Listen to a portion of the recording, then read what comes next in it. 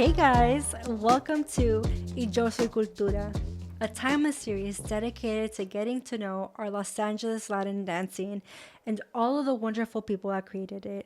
I'm your host, Marisol Galeano, and today we're going to talk a little bit about who I am so we can get to know each other and take this journey together. But most importantly, we're going to talk about how Y Yo Soy Cultura came to be, what the purpose of the series is, and what I hope we can all achieve with this project. Before I start, I just want to say thank you so much for chiming in. This is a super special project for me, and I hope you enjoy it. This episode is going to be a little lengthy, so get your water, get your wine, get your chela, get your coffee, and get comfortable. And without further ado, let's start. So let me start by introducing myself. My name is Marisol, but you can call me Sol like the sun in Spanish. And actually, I would prefer if you call me Sol because if you call me Marisol, I feel like me está regañando, like I'm in trouble. So please call me Sol. I was born and raised in LA, but my parents are from Cali, Colombia. I started dancing in 2014, so I've been dancing for 10 years. I started dancing when I was 18, fresh out of high school. And the only reason I started dancing in the LA dancing was because my older sister, she dragged me to a bachata team audition. And that team happened to be Que Rico Dance Company. I know. That was a long time ago. But yeah. So I've danced with Carrico Dance Company, a company who was owned by Jorge Contreras, the father of many of today's dancers and leaders, and the co-owner of the Los Angeles Bachata Festival. This is a team that taught me everything that I know about bachata. I was trained by Carrico, more specifically Jorge and Aubrey, to dance and teach bachata. I was actually Aubrey's first student. As she trained and learned how to dance bachata, she also trained and taught me how to dance bachata. I also taught with Carrico at the world famous Stevens Steakhouse alongside Jorge, Aubrey, Demetrio, and Miguel. I was also a director and was given the opportunity to teach, travel, and perform with them as well. Aside from Carrico, I was also in Omambo and Omambo Ladies with Omar and Amelia. This is a team that taught me everything I know about salsa on two. While being part of this company, I was given the opportunity to compete and win with the Omambo Ladies Pro-Am team in Guadalajara, Mexico, with the iconic all-black Malagueña routine.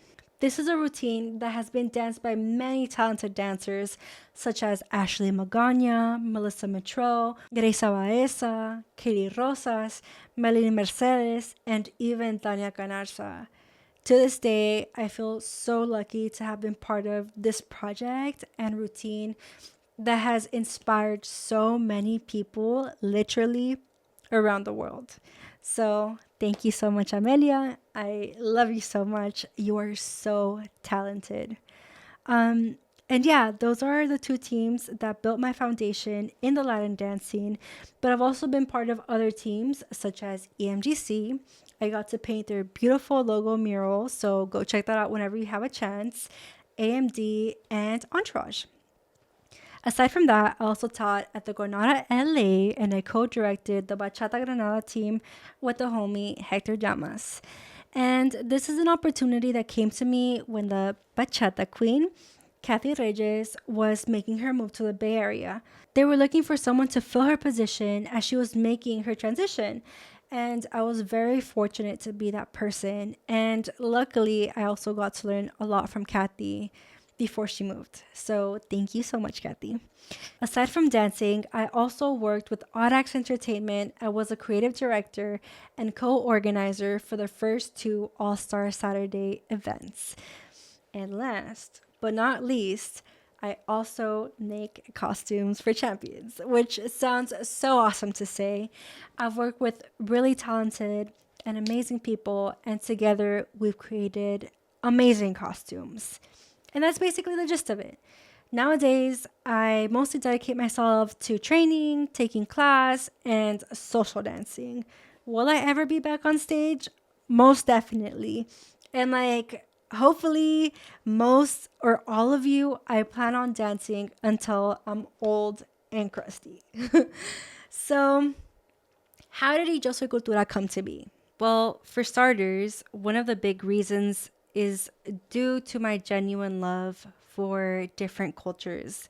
Living in LA, I got to see, learn, and be part of a lot of different cultures, like many of us, from ethnic cultures to religions to food to fine art and the performing arts.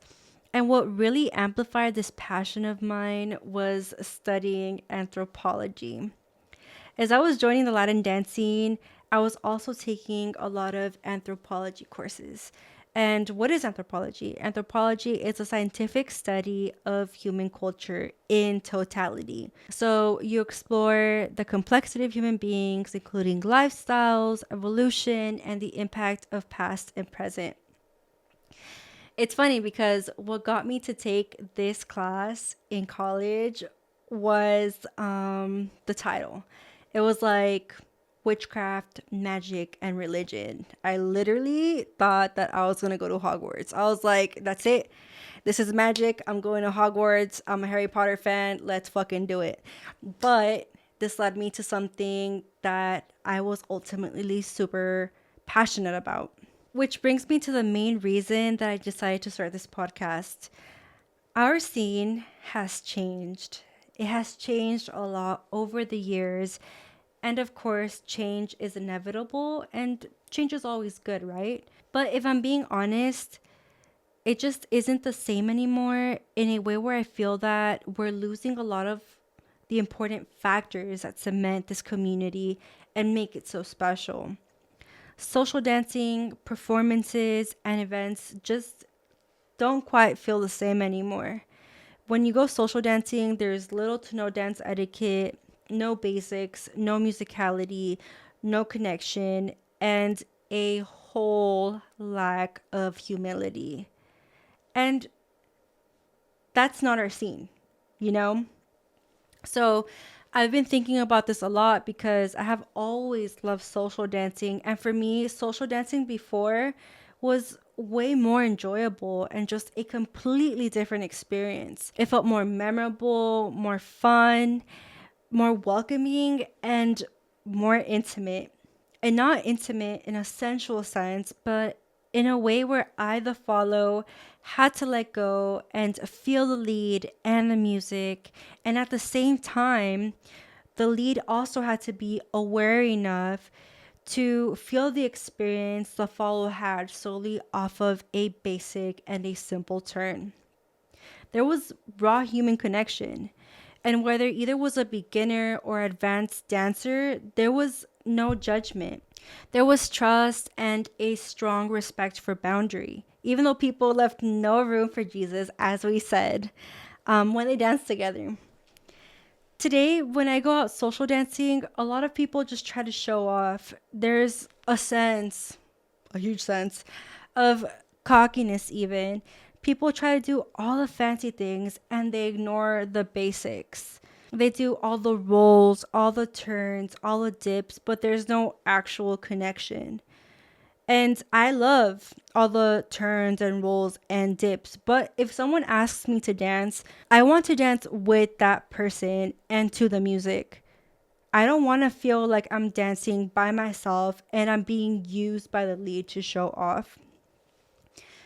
If you ask any follow, whether beginner, intermediate, or pro, the best dances are always the ones where you just groove, connect, and feel the music, no matter how basic or fancy they are. I look around now and I just see people fighting for attention, popularity, and status. And, you know, recently I ran into one of the people that taught me how to social dance at Steven's Steakhouse. His name is Felipe. He taught me connection with a dollar bill. And I don't have a dollar bill, but I do have this piece of paper, right? So he folded the dollar bill just like this and he put it between our palms And no matter what we did, whether it was a term, basic, whatever, we couldn't let that dollar bill fall. So he was teaching me connection. It's something that I learned 10 years ago, and we talked about this. And he said that the reason that he taught me that was, of course, to teach me connection, but that there was an even deeper meaning to connection, that our hands held a lot of power. And he gave me the example of how you comfort someone in distress. So, how do you comfort someone in distress? You either put your hands on their shoulder or you give them a hug, right? And then he even beautifully tied in religion and said that Jesus used his hands to heal. That he used that dollar bill not just to teach me how to dance, but to teach me about human connection, about really letting go and really connecting with the human that I was dancing with, which just left me like, oh my God, like, I love that, like, this man taught me this 10 years ago, but if I would have not had the conversation with him, I would have never known his thought process and why he approached teaching me so like graciously, right? So like in a welcoming manner. And to contrast all of this, like one of the first interactions that I had with the lead, for example, after COVID, was, a lead asking me to social dance and then immediately teaching me to dance, which isn't, a big deal. It's fine. But they did it in a very condescending and just like mean manner. And this was even before I even tried to like do a basic. And, in that moment, I just thought like, well, one, why did you ask me to social dance?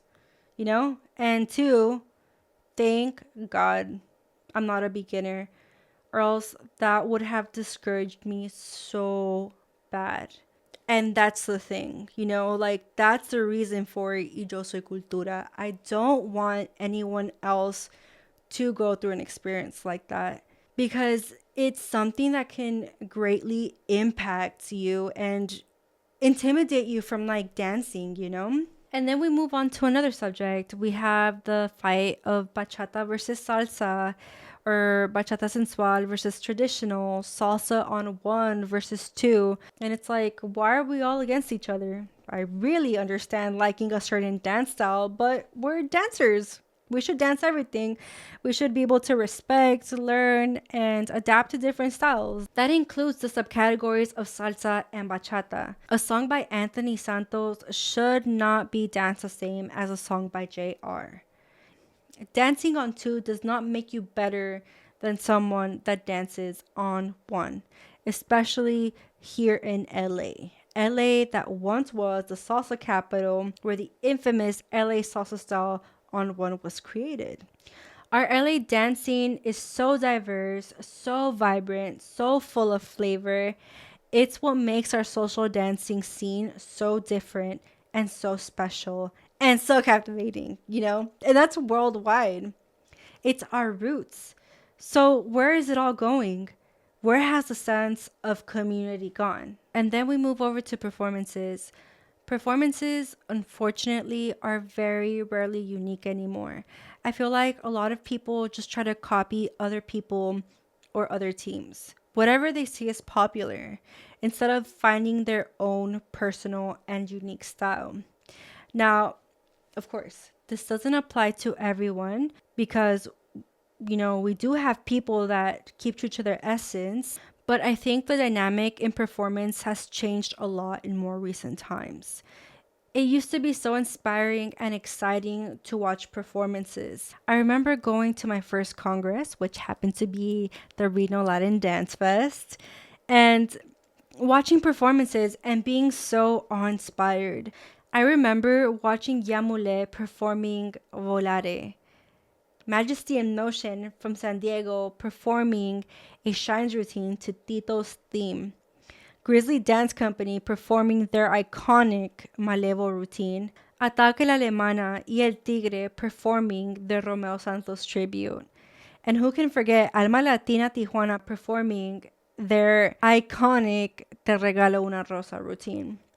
I remember getting teary eyed because it was that moment that made me realize that I wanted to be like those dancers. It was that moment that I told myself that I was going to commit to training to be like them. The performances were all so different, and the performers were all so skilled and passionate. Whether beginner, intermediate, or professional, the caliber was amazing.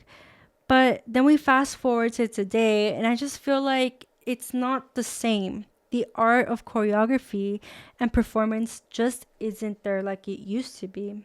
Aside from performances, we also have the subject of people teaching without the experience or proper guidance and training to do so. And I get that we all start somewhere. I sure as hell know I did. When I started teaching, I was learning to dance bachata. That's how I learned to dance bachata, by teaching. But I had the proper guidance, two different professionals teaching me intensively how to dance bachata, and they never let me forget that I needed to keep training and cross training. Teaching was not an excuse for me to stop learning. It didn't stop me from making sure I continued to train under the best of the best and from different people to make sure I kept growing. And in doing so, I also learned that even those who are the best of the best never stop training. Because that's what dance is. It's an ever evolving art form, not a status. Art takes time. You can't learn it in a day, and you never stop learning. I feel like a lot of people for the past few years have been trying to teach to reach some sort of status and popularity. And since they start dancing for the wrong reason, once they reach that height of teaching, they stop training and learning, which is such a disservice to yourself and everyone that you're teaching, because teaching is such a big responsibility.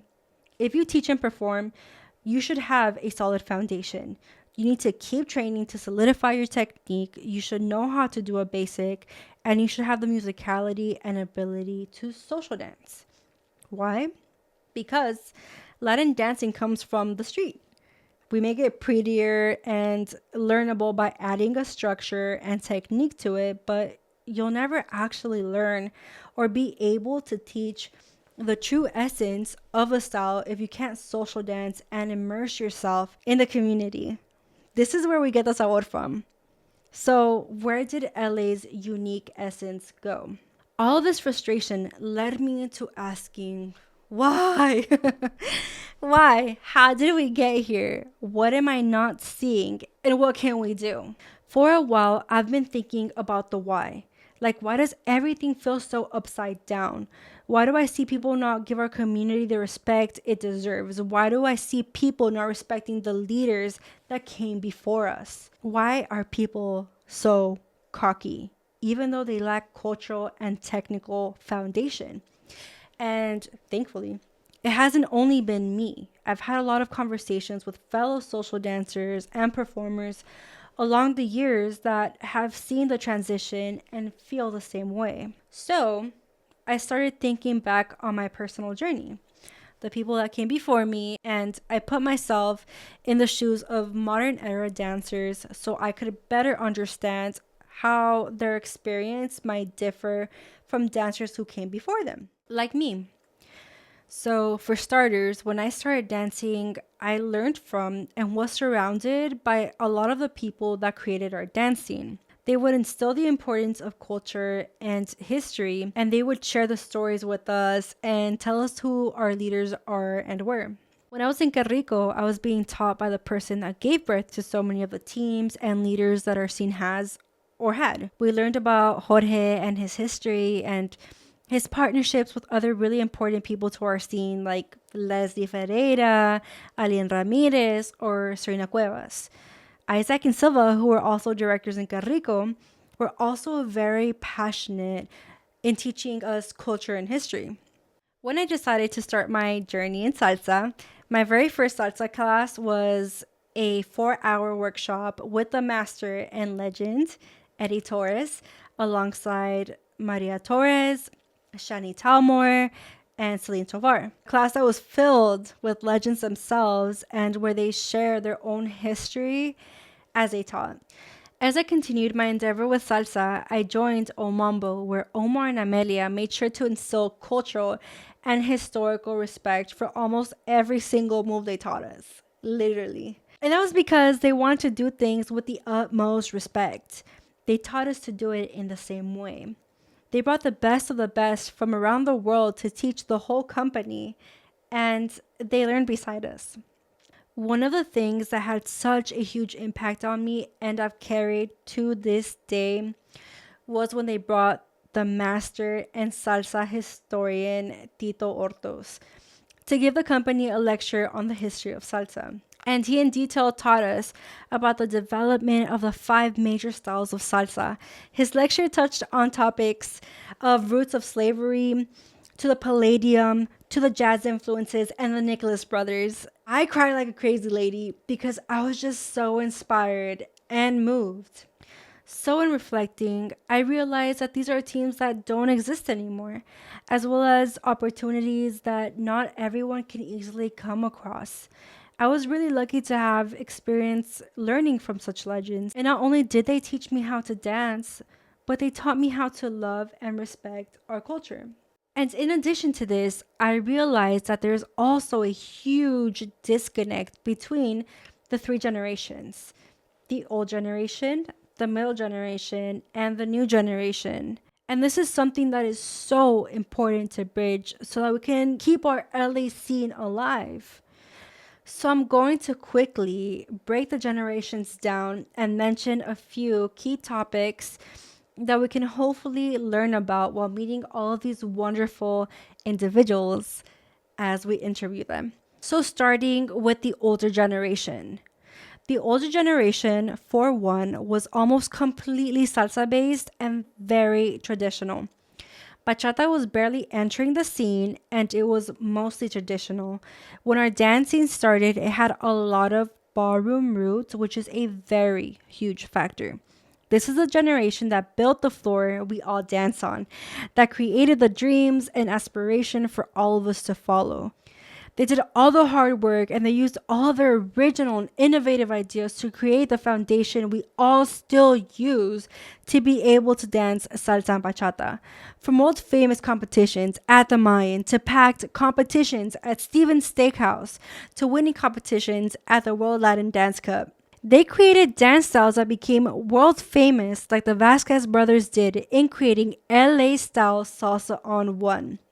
Tu Paso de Oro with Alejandro Rey and Bachata Caliente by Leslie Ferreira and partner Jorge Contreras, giving birth to all of the teams that gave birth to the leaders in our scene today.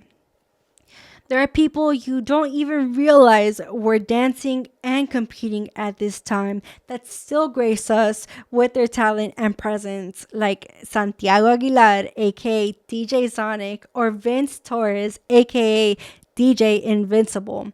And we can't forget the beautiful and fierce women like Jo Quiñones, Liz Lira, and Kathy Reyes.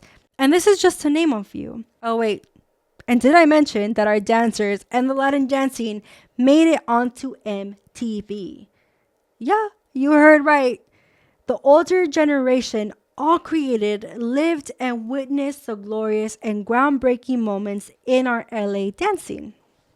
And now we move to the middle child. So the middle generation was a 50-50 divide between salsa and bachata. Salsa dancers were mostly the OG dancers, and bachata dancers were mostly the new generation at the time that was attracted to a more intimate and easy dance style, which at the time was urban bachata or bachata moderna, which gave way to revolutionizing bachata in LA. And this is honestly where the divide starts to happen, because naturally the older generation preferred a more traditional take on dance, while the younger generation at the time ran to different fusions being introduced. This is the era that I call the golden era, because even though People were incorporating styles such as contemporary, jazz, tango, hip hop, and kizomba. There was still a strong traditional foundation and therefore an ability to respectively fuse these styles without completely changing them. During this time, everyone social danced, and whether you were on a team or not, you had a great sense of musicality and foundation. Aside from that, teams would join forces and bring their whole team out to social dance alongside other teams, which created an amazing sense of community. Social dancing was steamy, packed with flavor, and we were stuck to each other like peanut butter and jelly sandwiches. It was so much fun. Everyone danced with everyone, professionals included. They were out there social dancing every Sunday at Steven's Steakhouse, and it was amazing. And to finish, most importantly, we were still surrounded by all the greats, all the OG instructors, organizers, and teams, and we got to learn from them and witness what they created. Amazing teams like Que Rico Dance Company, who taught everyone how to social dance at Stevens and created the Que Rico style. Grizzly Dance Company, who had the most fierce dancers. Rhythmic Fusion with the talented Mike Zuniga, who we still have and love today. Paso de Oro with the talented Alejandro Rey.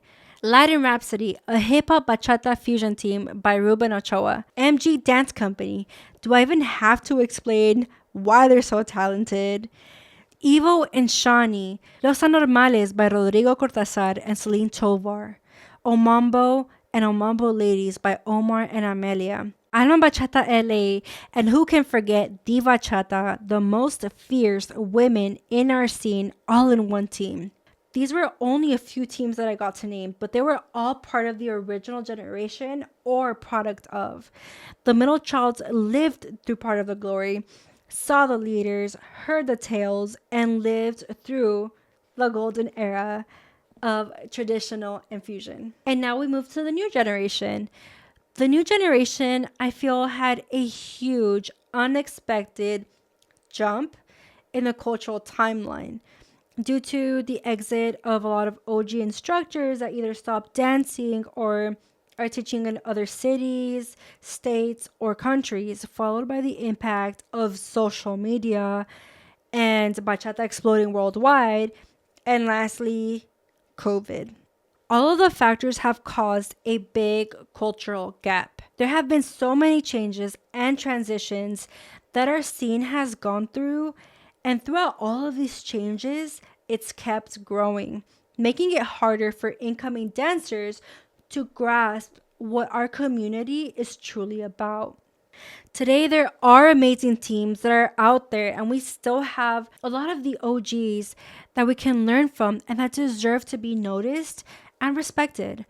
And of course, it's super important to note and mention that we do have a lot of upcoming talent with so much passion and potential. But that bridge that shifted our culture hasn't allowed for the new generation that came up in this time and those after to learn as easily about the resources that are out there and how to find them. I feel like today's generation isn't getting the full experience that a lot of us got, which is honestly so brutal to know and witness, because I would love for everyone to get to experience what we got to experience or even more. So what is the purpose of Y Yo Soy Cultura, and what do I hope to achieve with this project? The purpose of Y Yo Soy Cultura is to spark a cultural reset in our LA dance scene. We've grown so much, and growth is amazing, but we need a strong foundation to keep going. Getting to know our leaders and their history is just a small, tiny step towards conserving our culture and making sure our rich LA scene stays alive, and of course, towards becoming even better dancers. It's a small step towards gaining new respect for the foundational and fundamental to make way for learning new fusions and subgenres. I hope that this project inspires all of us to keep pursuing our love for dance. My goal is to obtain perspectives and insights from each of these leaders that can take us back and inspire us. Hopefully, after meeting all of these wonderful leaders and getting to know their history, we'll know who or what way to look when wanting to build and develop our foundation. I hope this project provides a platform where everyone can learn together, whether a beginner or whether a veteran, so that together we thrive and grow. This is for all of us, so that next time we perform in front of that crowd and under those lights, we stand confident and proud. And so next time we got social dancing after a long and stressful day, we can truly immerse ourselves in the music, dance, culture, and most importantly, our community. There are 2 more things that I want to mention and would love for you guys to see. First, there's a video on YouTube taken by Edwin Lemus of the legendary Johnny Vasquez giving a speech about our Latin dance scene that I just think is so important for all of us to see. So let me insert a little clip. Pero yo, después de 10 años, Johnny Vasquez is coming back to LA. I mean, para mí era mucha presión. They told me if I want to close the shows, no? I said, no, put me in half. Yo tengo la misma pasión, el mismo sentimiento por el baile. Cuando yo dejé Los Ángeles, mucha gente, chicos, bailaban sin competición. Ahora que regreso, veo que hay mucha competencia. It's so many competition. Y ¿saben una cosa? Eso no está bien. Porque la salsa, sinceramente, yo se los digo de verdad, la salsa, la bachata, el baile, el mundo latino, no es para deshacer amigos. O sea, no se trata, yo les voy a decir una cosa, yo conozco mucha gente que antes, Johnny, y ahora que han hecho un show en la tarima, no me saludan. Miran así. ¿Tú sabes qué feo es eso? Y saben una cosa, esto se lo voy a decir yo de verdad. Nosotros no podemos dejar que esto se muera. Tenemos que apoyar. La bachata está de moda y es un ritmo perfecto. La salsa en el 2, la salsa en el 1, lo que sea. Basta de decir, si bailas al 1 no bailas en tiempo, si bailas en... Chicos, no. Nosotros bailamos. Yo les bailo la misma figura, la misma canción en el 1, como se las puedo bailar en el 2. Lo mismo que hice, con el mismo sabor y con la misma actitud. Quien dice que se baila así mejor, que se baila así mejor, que esto, ¿saben una cosa? Todo depende de ustedes. Hay que respetar. Yo siempre he respetado a todo el mundo. Pero cuando se llega también a un límite, lo tengo que decir. Y yo lo tenía que decir, esto es mi casa. ¿Ok? Entonces, hay muchos talentos nuevos, hay que respetarlos, bienvenidos sean. Pero también tienen que aprender que todo lo que se construyó en el pasado tuvo un proceso. Que mucha gente eso no lo entiende, porque nosotros no teníamos internet, nosotros no íbamos a YouTube, no había, nosotros creábamos, nosotros nos poníamos y tú metes la pierna para allá y tú. Ahora es todo bien fácil, pero ¿saben una cosa? No perdamos los pies de la tierra. La humildad viene primero que el talento. I'm going to link that down below. Please go watch it. And there's a second video that inspired me 7 years ago that still inspires me to this day. There's a commercial dancer called Jessica Castro that talks about the fire that we need for dance, that I think just ties so perfectly with why we need to learn about our culture. It's how we get our fire and how we stay inspired. Let me insert a little clip. They come to pay and see you feel. Yes? They don't come to see something pretty. People that come to see dancers, artists, singers, it's because there's something about them that they want to take with them. All your pain, your joy, your laughter, your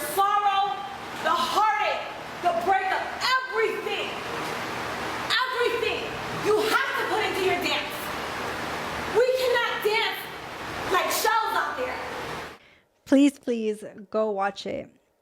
And that basically wraps it up. I hope you enjoyed the introduction episode of Y Yo Soy Cultura and it gave you food for thought. I'm so excited and thank you so much for listening and joining me. Now that I've introduced this project, I can finally start interviewing all of our amazing leaders. So stay tuned. Follow Y Yo Soy Cultura on social media for more. The links are posted down below. So until next time, my name is Marisol Galeano y Yo Soy Cultura. What the fuck?